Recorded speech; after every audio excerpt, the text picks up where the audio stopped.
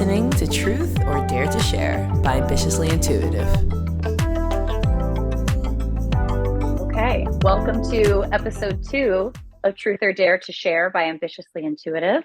If you didn't watch episode 1, I will reintroduce myself. My name is Lacey Larson, and I'm here with 5 of my most favorite humans on the planet to talk about fictional characters and stories that inspire us. And today we are talking about The 7 Husbands of Evelyn Hugo.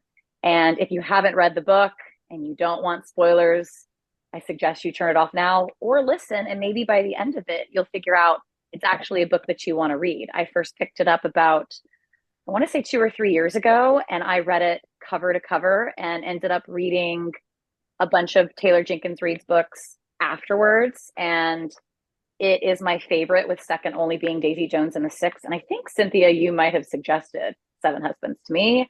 And just like we do with most of our friends, we try to force them to interact with the same stories that we interact with so that we can unpack it.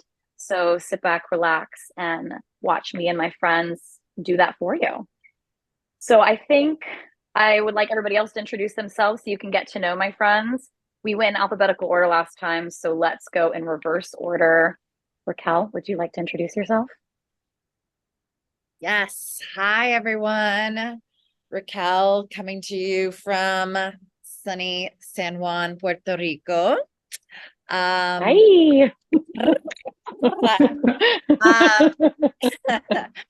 I have not read this book, so I'm excited to interact with it. And it sounds very, very spicy. She's having 7 husbands. So I'm at the edge of my seat. I'm ready. I'm buckled in. Let's go. That was great.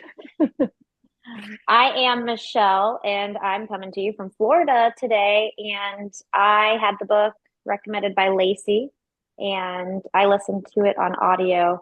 I'm super excited. It's a great book, and I look forward to hearing what you guys think. Hey, I'm Kenyatta. I am in Florida as well. I have not read this book. I had every intention of reading, but things happen. But I'm super excited because 7 Husbands, it sounds a little bit like goals, so I'm excited to check it out.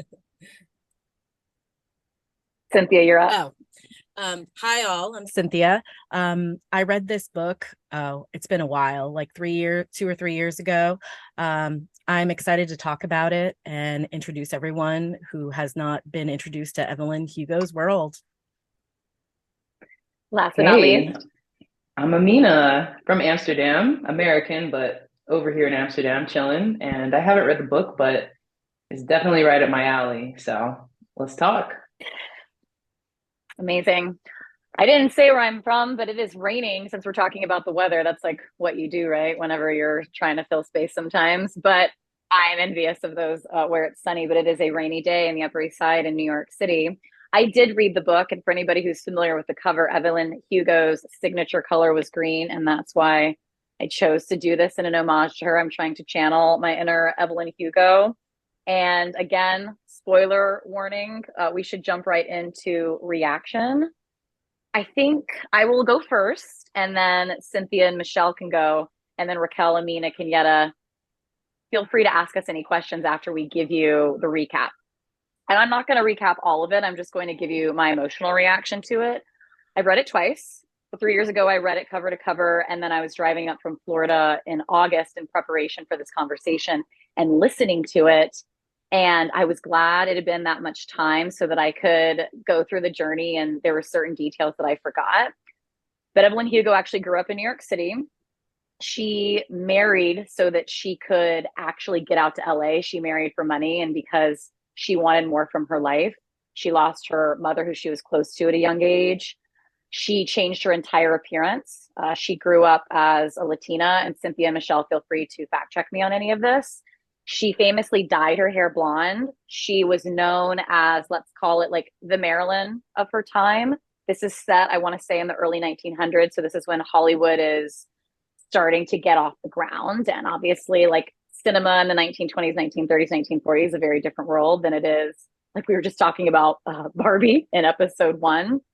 And she leaves that husband and then eventually ends up marrying different husbands for different reasons. Husband number 2 was love, for love, but he ended up being abusive.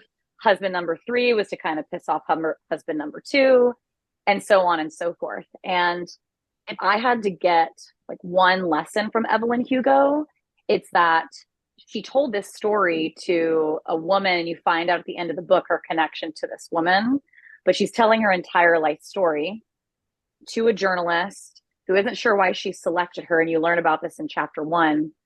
But Evelyn Hugo made a lot of mistakes. And I don't know, I'm sure everybody on this call or anybody listening to this can think about mistakes that keep you up at night, or that you're in the shower and you're like, fuck, why did I do that one thing? It happens to me on a daily basis.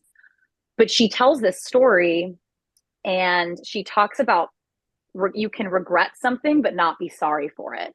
Or maybe I have it the other way around. Maybe you can be sorry for something but not regret it.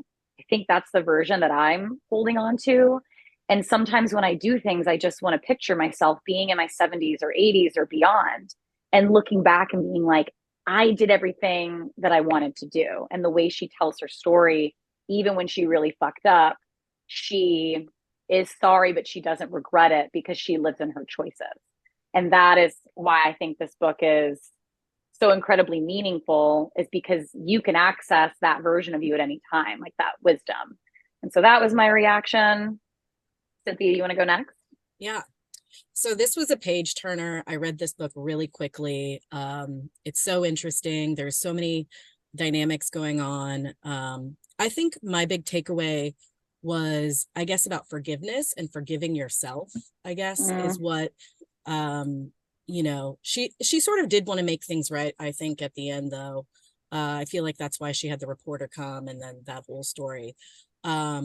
But I definitely think it is about her, how you were saying, living in her truth, but also forgiving herself and moving forward, or in this case, just at the end of her life. Michelle? Yeah, I agree with everything you both just said. It wasn't only a page turner. I was very emotional reading this. It was great. Forgiveness, acceptance, resilience. She had to go through so much. Those were a lot of my takeaways. I don't want to spoil anything, but do it. We gave the warning. Being true to herself, and letting love speak for herself, and that's all. That's what I have right now. So, do you ever read the last sentence of a book before you read it? I didn't do that until my friend Carrie, hopefully she's listening, she told me she did that, and now I do it. So I know what the last sentence is. But so here's the spoiler, is that Evelyn Hugo's greatest love was none of her 7 husbands. It was actually her wife, Celia St. James. And so she's writing this book to tell her life story and how that was always her true love. And it's funny because Little Women came up in the last podcast, and it's coming up again because Evelyn Hugo meets Celia St. James, because Celia St. James was Beth, the sister who ends up passing in Little Women. I gave a spoiler warning. So if you haven't watched or read Little Women, shame on you. Watch the Greta Gerwig version and the 90s version and read the book. But Evelyn Hugo plays Jo, and that's where she meets her, and she sees her as competition. And like they go and they get ice cream, and Celia St. James comes from the South, and she's really pure and kind, and she calls Evelyn Hugo out for being ruthless, but they're just so authentic with one another. Whereas Evelyn Hugo always had to be a different version of herself for these men that she was with, or for being an actress. And only with Celia St. James could she be in love. And here's where I'll pause to see Raquel, Amina, Kenyatta, none of you have read it. What would you like to know about Evelyn Hugo that we could share if you're like, should I pick this book up? So I know that she was pretty much passing at the time to conceal her true Latina identity. Did she ever expose herself for who she really is ethnically? Cynthia, Michelle? What do you think? No, I don't think she ever talked about her father, her family, and where she came from. She didn't really want people to. Yeah, I I think don't think Michelle, it yeah. gave me that. She definitely transformed. She does, because she's telling the book that you're reading is in theory for memoir. And so she does expose her background. And that's why she married her first husband. And then, so she does acknowledge it. But I would say towards the end, she was the character she created. Like she was the new identity that she had created for herself. And she stood in that new version of herself because that's what she always wanted to be. Like she wanted to be blonde. Like she was known for her signature blonde hair. She was known for being a voluptuous woman. And you meet Monique, who is the journalist that's this not well-known journalist, and you're trying to figure out, and Monique is talking to the reader. And it's like, why is Evelyn Hugo asking me to come to her house? And it was supposed to be for an article. And Evelyn Hugo's like, you're not going to write an article. You're actually going to write my memoir. And it's not that that part of her wasn't important. It was that she had to become something different to be accepted by Hollywood. Yeah, And I then get she it. A just lot of lit. actresses did that. Huh. So she ultimately just, it wasn't even about like being Latina at the time. It was just about being who she wanted to be in her mind. Yeah. There are things that she said she regrets. And that's the theme of the book for me. And it's funny, Cynthia, you alchemized it into forgiveness because I'm just like, she's holding on to these things from the past. And one was she chose her career over love because Celia St. James wanted to just leave Hollywood and move away so they could live together in a relationship. But Evelyn Hugo was so worried about being exposed. And so I find that love was at the center of it and the mistakes that she made that took the time away from Celia. That, and she was responsible for a major death that was connected to another character. And so those it was less about her identity and more about the choices that she made and how it impacted her loved ones. And that was the forgiveness that she was trying to acknowledge. Well, I like her. Me too. It's like, I know we're talking about this book, but I don't know if you guys watch House of the Dragons. Yes. It made me think about when Sir Kristen came to Rhaenyra. He was like, we can move away and we can sell oranges. And she was like, I'm about to be the fucking queen. No. Sorry. Spoiler alert for House of the Dragon, or I can't remember. House of Dragons. Which one is it? Yeah. I didn't retain House it. of the Dragon, yeah. Well, if no other questions from recap from Act 1, we can move into Act 2, which is a question. I have a quick question. Yeah. So first off, I'm all for choosing career over love, but anyways, what's her main character arc? Like, what would you say? Start, middle, end. Cynthia or Michelle, I think you should take it. Well, I think she starts like, she escapes with her first husband.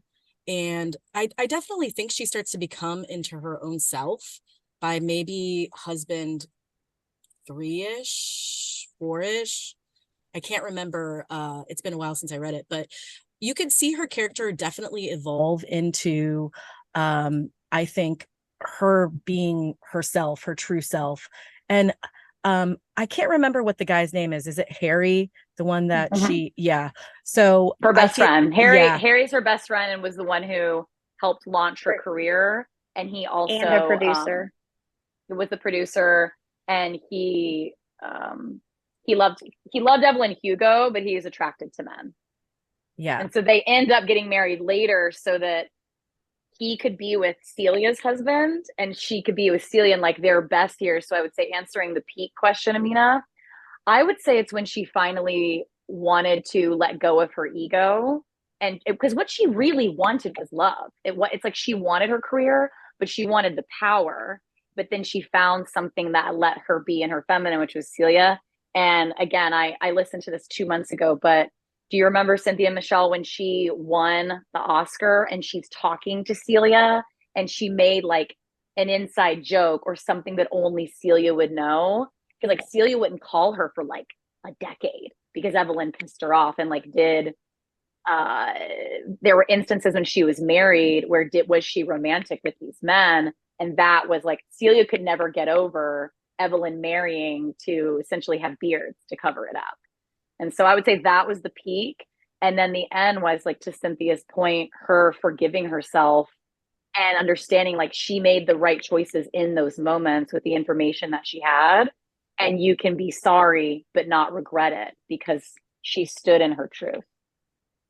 I totally railroaded you, Cynthia. You were like mid Oh thought as no. well.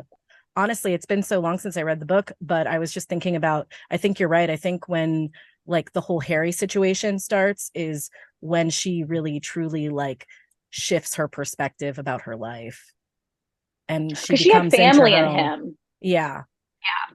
And she Yeah. really didn't have family. So Mm-mm. Mm-mm. And that was why at the end she had the luxury of telling her story because she had lost her daughter to cancer. At that point, Celia had passed, Harry had passed. So she, other than like, she developed a relationship with her staff, which was clear, but she didn't have like the core people that were along the ride for her entirety of her life. And that's why she was like, me telling my story isn't going to hurt anybody. And even though like I read this 2 months ago, Michelle read it recently, and Cynthia read it years ago, clearly this story has stuck with us to a certain degree because how often do we make decisions because we're in fear of regretting them later, or we don't tell our story because we don't want to expose ourselves, or we don't want to expose those connected to us, and that like can create indecision, or you not like Kenyatta in the last episode you were talking about.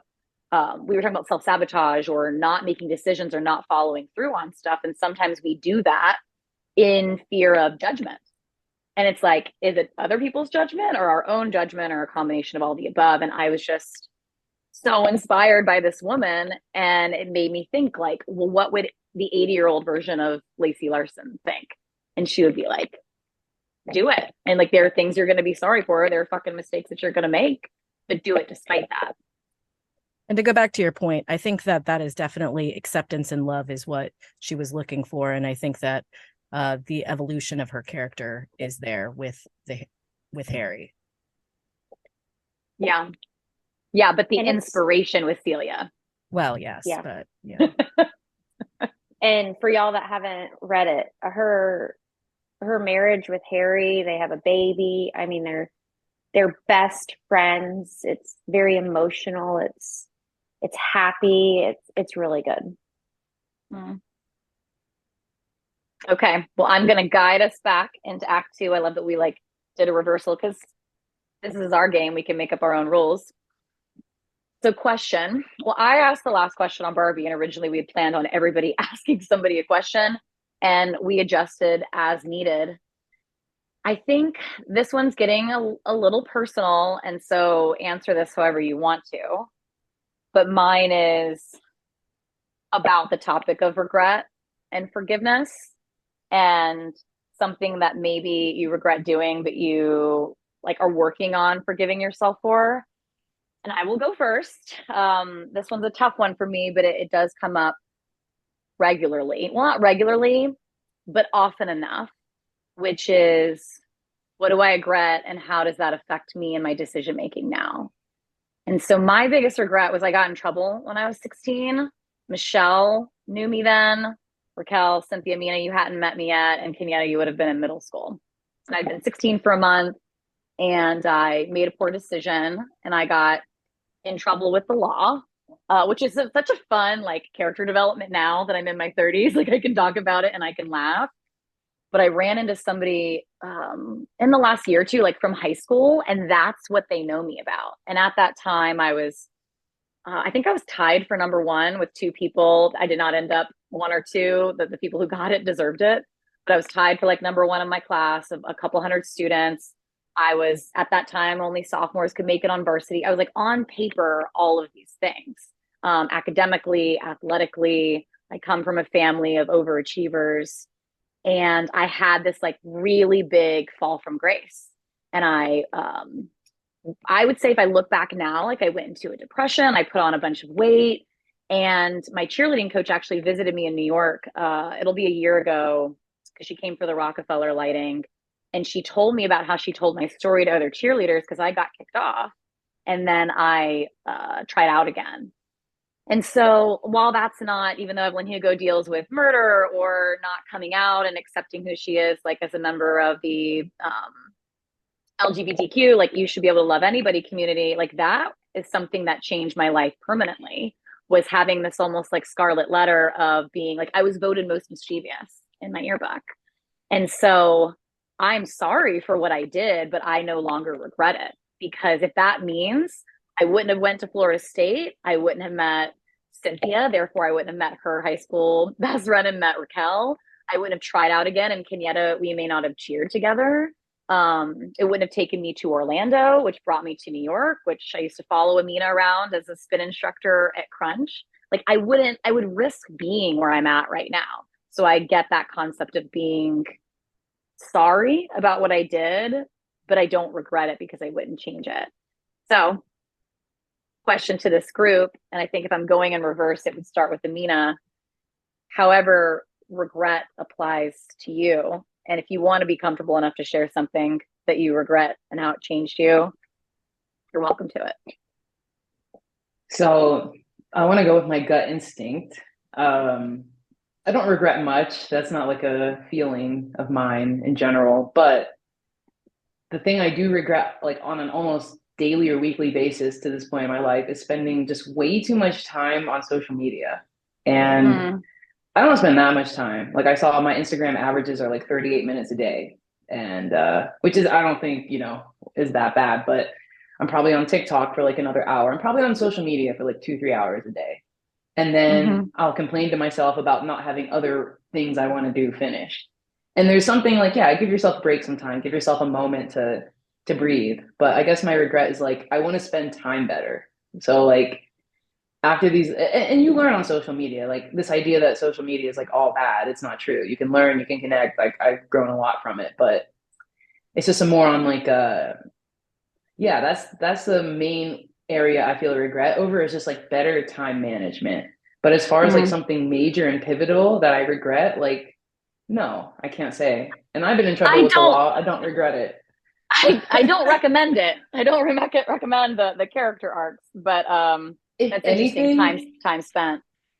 I don't like, I can be wrong, but you have to like convince me that I am. So like this feeling of like I feeling like wrong or sorry isn't something like I genuinely feel. So that's why even like I think of the past and like, no, not really. It's just the present me, just like I want to have better time management. So I don't even know if that's like the same feeling, but yeah, that's that no Taurus regrets. Energy. Exactly. YOLO. YOLO. I'm never wrong. I'm always right. That's the toxic Taurus. Cynthia, you're up. Maybe it's not. I was trying to think about this, and I guess something I think I regret is sometimes not trusting myself in, in the power within myself sometimes. And I do wish that when I was younger, I realized or harnessed that power within myself. But I don't know that I really regret it because I wouldn't be where I am right now. But I do think that it takes, I don't know, I think I just need to focus and try to harness that power more. Totally. Kenyatta? So, I don't know how transparent I wanted to be on this question. Something that I used to regret that I no longer regret was having my daughter, because I had her really young and it kind of stopped my life in its tracks. And I was like you, Lacey, I was the golden child. Didn't have too many ambitious people in my family. They were all kind of riding on me. When when I went to college and I made the college cheerleading team, I was in the fucking paper. So I was like, So when I got down there and I failed miserably in going into my third year and I found out I was having my daughter, I like dropped everything and I came home. And it completely changed the trajectory of my life and what I had seen for myself. And I used to regret it because I dealt with clinical depression for a long time. But when I came out of it and found who I really was and stepped into that power, I realized that made me break the mode of satisfying everyone else.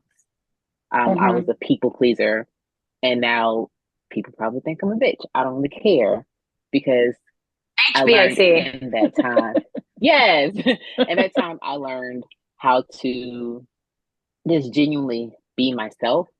And then in the same breath, I would say I really regret not being dumb enough when I was younger. Like I never got in trouble or anything like that. And I'm like, dang, I could have, I could have been a stripper and just blamed it on being young and dumb. Like I could have did some great stuff, but I didn't, and I kind of regret that.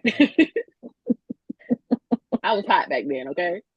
You still You are. still are. You look exactly the same. I know people say that, but I mean, Thank you. preservation of that you are to me. When people say that to me, I'm like, no, my eyebrows look better. Like, my face is Thank the you. I feel like I look the same. same here, but like after the babies and stuff, I just need like one good trip to Colombia and I'll be good. Just Oh God, little nip tuck. your body, Turkey. your choice. Yeah, Turkey is where Go it's to at, from what I Turkey. Go to hear. Turkey. Michelle. Oh, Turkey. Oh, okay, I'm coming to Turkey. Something I look back on, and obviously, like all of you ladies have mentioned, I don't regret it because I wouldn't be where I am now and I wouldn't have the relationships I have. But out of high school, I had a scholarship to culinary school for Johnson and Wales in Miami. And I'm so passionate about food. If you know me outside of episode two, Yeah, she is. I love cooking, and food just makes me happy, which a lot of people it does. So I wonder like where I would have been if I would have went away, but at the same time, during that time, I wouldn't have, been there for my sister when she went to boot camp, and there's many things that wouldn't have happened. So I look back, and it's just a thought, but I don't regret it. Last but not least, Raquel. Yeah, I mean, no regrets, right? But there are obviously things that, if you could go back, are things you wish, could have done differently. I think the biggest thing for me, I'm realizing now in my mid to late 30s, is just not advocating for myself enough. That's probably that actually summarizes everything. Yeah, did not advocate for myself. Was more interested in pleasing either other people or societal norms, and really sensitive to like doing right by everyone else and not always true to myself. And so that's what I regret, in quotations. It's all So now, yeah. Now that we've concluded like a little mini therapy session for all of us, Michelle, Cynthia, does anybody have a question to ask? And not everybody has to answer based on what we've heard so far, talking about this empowering woman, fictional from the 1920s, telling her story at the end of her life and about how she wouldn't change anything, and doing some self-reflection.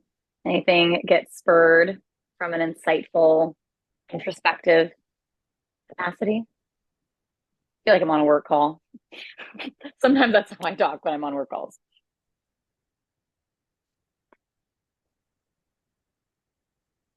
Silence ensues. I know. I'm thinking Cynthia articulates a lot better than I do, is what I'm thinking right now. Well, I guess my question, no, go ahead. Go ahead. I was going to say my question's more, I guess like the advice that I got from Evelyn Hugo. Is there anything that if she were on this call, this fictional character, what she would tell all of us based on what you read and who she was? By the way, thank you, Taylor Jenkins Reid, if she's listening. Maybe she is. Maybe she's not. To stand in your truth, I guess. Michelle, do you feel any differently? No. She was a bold lady. So Raquel, Amina, Kenyatta, have we convinced you to read it? Or you're like, I've learned enough. No, I definitely want to read it. It's going to be a TV show. Who's playing Is it really? What's up? Yeah, it was. I was just looking it up. They came out with something in June about it, but I don't think that characters have been chosen yet. That's awesome. Oh, if it's anything like Daisy Jones and the Six, that's probably going to be my number one Spotify listen to this year. I wake up every day and I say, I'm not going to say her name because she'll answer me, but I tell her to play Aurora album by Daisy Jones and the Six. And so that's what I would nominate for us to talk about next month. And I have for not. the, for the, I have not read that book. It's the only one of her books I have not read. I've read all of her books except for that end the one. call and go read it immediately. And the show, like Amina, I will Oh, the be show, shocked. Shocked that the show is amazing because they didn't transform all of the songs into like exactly based on what it was in the book, but it's just like how Evelyn Hugo's a little bit inspired by like Elizabeth Taylor, old Hollywood. Daisy Jones and the Six is inspired by Fleetwood Mac. And the music is, I think it's super good. I know we don't always agree musically, but I will be shocked. And they're all playing real music. Like these are all actors and actresses who went through a full boot camp and were taught to do it. So Taylor I bought Jenkins the book, Reid, but I haven't read it yet.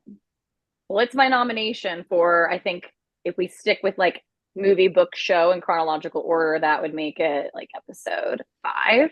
So I would recommend that we stick with Taylor Jenkins Reid and, you know, speaking directly to her, please like keep doing God's work and writing these amazing stories about these amazing women. Because when we go to talk about that, if we do read it or watch the show, if you want to do the Cliff Notes thing and like watch TV, I did that in book club once for a book that I just could not get through that I won't name drop. It's so well done. Do you know who's producing it, Cynthia? The show? I don't remember what it said. I want to say it said Amazon Prime or Amazon. It would make sense because Daisy Jones is on Amazon Prime. And I like want to rewatch it like after this. It's a rainy day, as mentioned at the top of the call. So I've already watched it twice. Oh, and I mean every day I listen to the music. It's like just the right pitch that I can match it, like the karaoke singer inside of Have me. any of you other ladies watched this show that she's talking about, Daisy Jones? No. Sounds good though. Do you I know know, what I the theme keep that you're seeing giving it. me? The seven husbands, whoever. What's her name again? Eleanor? Evelyn. Evelyn. We're like 20 minutes into talking, and Evelyn Hugo. She's giving off chase dreams, not people energy, which like I live by. And that's such an Her important career message. is definitely a priority throughout her whole life. I mean, even when she has her child, her career is still pivoting. I mean, it's gonna I be. appreciate that. Because like I feel like there's just this message for women to chase men, and it's like, no, do you, and then the right people you'll attract naturally. So you should always 100%. She's definitely using men for her benefit, right? Like in this. As she should be. She didn't marry because of love. Yeah, she was. Yeah, it's good. Actually, it's Netflix, and there is a director. I don't know who the director is though. His name is, or actually, sometimes it shows what other shows they've done on Netflix. It says Leslie Headland as the director. Oh, Leslie. And I don't know if that's. Yeah, go see. Sounds like a really good story. Sounds like a great story, actually. It's gonna be a book. I mean, a movie though, not a series, which is kind of sad because I feel like this would be a good series. But Cynthia, you like Malibu Rising the best.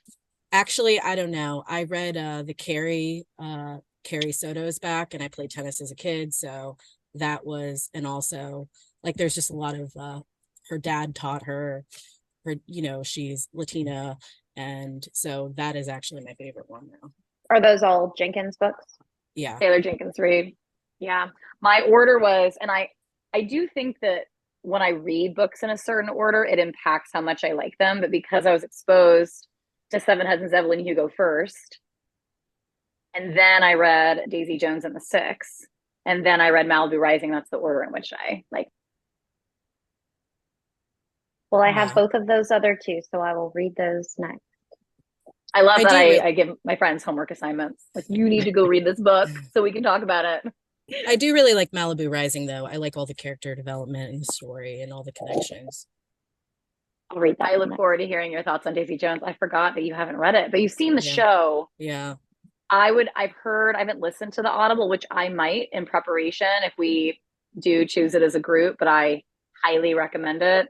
But I heard that the Audible is really well done for Daisy Jones. And it's very similar to Evelyn Hugo in that it's like they're interviewing people now about their past. And so it does feel like you're watching a VH1 look back on when like making the band, but decades later. And so you do get to timeline back and forth. And it's like the entire band, it's like 6 or 7 people. There's a love triangle. Definitely a different story than Evelyn Hugo. And I think there's some crossover. Like they like to reference LA restaurants like Spago. And so these characters all are in the same universe, which I love an author that has the crossover. Well, I think we should move on to Act 3 and play Truth or Dare, which I think there was a lot of vulnerability and introspection that was already done. So maybe you're reinforcing a message, or maybe it's something that you heard that came from somebody else on this call. Going in reverse order this time, and I am going to go last. Raquel, you going to choose Truth or Dare? Well, I have to think about that for a second. Yeah, I guess the dare for me, just hearing what was said about us talking about what was, you said chase dreams, not men or people? People, yeah. Okay. I But love same that. thing. Yeah, same thing. I'm in that essence, and I think that's the dare, is just continue and kind of time back to the book, just like continue pursuing, your life's purpose and what brings you joy and meaning, and everything will unfold. So that's my dare, just to continue chasing the dream. Manifestation 101. Yeah. Michelle, Truth or Dare? I'm gonna dare on this one something that I think Cynthia said on forgiveness. I'm gonna challenge myself to do a little soul searching and forgive in different areas. So forgiveness is my answer. Kenyatta, Truth or Dare? I'm gonna go Truth. And Evelyn Hugo really kind of inspires me to know when people no longer service you, not being afraid to move forward and to let relationships go. That's Cynthia, Truth or Dare? I think I'm going to go with Dare. And I think I'm really going to focus on trusting and empowering myself in the next season of life, I guess. Amina? I think mine Truth is or Dare? it's a bit of a prayer, because something you guys were saying, it's like a lot of times people are afraid to tell their stories, and like that's like a universal theme. Even back then, it can feel like, we all have a secret and we shouldn't hold our secrets. Like sharing is caring, and it frees you when you realize like your secret wasn't that bad, or you have a place to set it free. So I feel like I'm pretty good at being authentic, but I feel like I could share even more. So it's a bit of both. Like I want to share more of who I am and more of my creative stuff, and yeah, just keep going after my dreams, keep going after my dreams like I am, but just a little more energy. Well, I'll ask myself, Truth or Dare. I gave my truth earlier about talking about choices I made as a 16-year-old kid, and I'm going to choose Dare this time. And mine comes back to letting go. It's not a fear of failure. It's actually a weird fear of success. I think Amina, I told you about that like a year or two ago, because I have this vision of the rug getting pulled out from under me again. And because I know that I'm bold, and I know that I make bold choices and I go after my dreams, but I have to let go of making mistakes. And it's one of the reasons why I like one of the phrases that when Jordan and I originally created Ambitiously Intuitive, it was make mistakes confidently.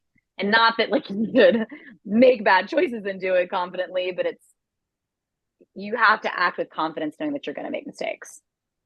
Speaking of. Oh, mistakes make us stronger. You're can't really hear you on Her AirPods. You literally can't make this up. As I'm saying, like, make mistakes confidently. the AirPods. My died. AirPods go out. The universe is listening. Can Done you hear is me? better than perfect, you know? Yeah. That's what Yes, I we live can hear by. you. Done is better than perfect. Yes. I can't remember where I read that, but I love that. Done is better than perfect. And like you're talking about regret, it's like I have the opposite. Like I think my only regret would not be successful. Like I would, if I get to like 80 years old and I didn't do the things I really wanted to do, that would be like my regret. So it's like, Yeah. I fear being not successful way more Yeah. than being successful. I have a 5-year journal. This is now another truth that asks you a different question every day. And I've been around some of you, I think, when I filled it out, but one of the questions, and I don't know what date it asks it to you. And I've done this 4 years in a row, but it is like, what's the thing that you fear the most? And I remember, I asked my niece, and Kellen was like, she was like 7 at the time, because it was the first year I was filling this out. And she was like, snakes, which like is the most 7-year-old response. I asked my mom, and my mom was like, again, a very maternal response. I just want to know that you kids are going to be okay. And she was like, well, what did you fill out, Lacey? And I said, a life unlived, because there's like all these things that I want to do. And it's just about what's the PEMDAS order of operations in which I want to do it. And the only person stopping me or any of us from doing it, it's usually self-imposed. And that's why I also want to talk Mean Girls, because when we were first, Cynthia and I were talking in the car about this podcast. And Cynthia, if I can like put you on the spot for a second, and she said things that all of us do. She was like, exposure, or there's enough podcasts out there. And then I was like, don't you remember when Lindsay Lohan, her playing Katie in that math scene, and they choose, like the guys choose the girl for like the trick question or like the end question. And she realizes like the limit does not exist. And to me, like anytime I hear, especially women, and like have these self-imposed limiting beliefs, which anybody who's read anything around manifestation, we tend to get in our own way. And so I'm not going to let my past dictate the fact that it's very likely I'm going to make a million mistakes between now and when I exit this earth, but that's not going to be a reason I fail to put myself out there. And I'm asking each of you to hold me accountable to that. And I will, if I hear a limiting belief, now you know why I'm going to call you Lindsay Lohan. It's not to disrespect her. Maybe I should say Katie, but people don't hear it and think like Katie from Mean Girls. But I also nominate we do Mean Girls for episode 4. I feel like it's Mean Definitely. Girls, Daisy Jones, and I don't know what show, unless we do Daisy Jones twice. Stranger Things. That doesn't always have like a typical white woman as the stereotypical character. We got to have some women of color in our core. I said Love and Basketball once, and Kenyatta rolled her eyes at me. Oh, that's a good movie though. Now when you get like when you really look at it as from an adult perspective, the movie is. That's it true. was good. It was lovely. It made you feel everything you needed to feel, but he did Monica so fucking wrong. Well, and honestly, if we can't decide, maybe the people who are listening can tell us what movie, what show, what book do you want us to read and comment on, and we'll share all of our secrets, just like Evelyn Hugo. Before we wrap up, does anybody else have any closing thoughts on episode 2? Evelyn Hugo, or Eleanor Hugo, if you're Amina who hasn't read the book. It's all right. She'll do the homework assignment later. Like, follow, share, listen. Thanks for joining us on this journey. That wraps episode 2, 7 Husbands of Evelyn Hugo. See you later. See you later. You're listening to Truth or Dare to Share by Ambitiously Intuitive.